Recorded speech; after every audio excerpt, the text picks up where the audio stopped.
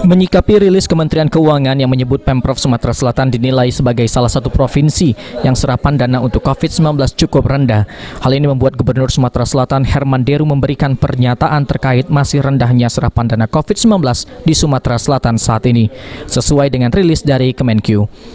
Pemprov Sumatera Selatan meminta kejelasan terkait sektor mana yang serapannya masih rendah, apakah terkait dalam peralatan medis ataupun pemulihan ekonomi.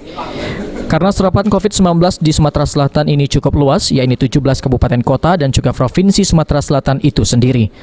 Serapan COVID Sumsel ini luas, 17 kabupaten kota ditambah Pemprov, begitu. Jadi yang mana dulu yang harus rigid, artinya dalam hal apa? Apakah terkait dengan peralatan medis atau pemulihan ekonominya?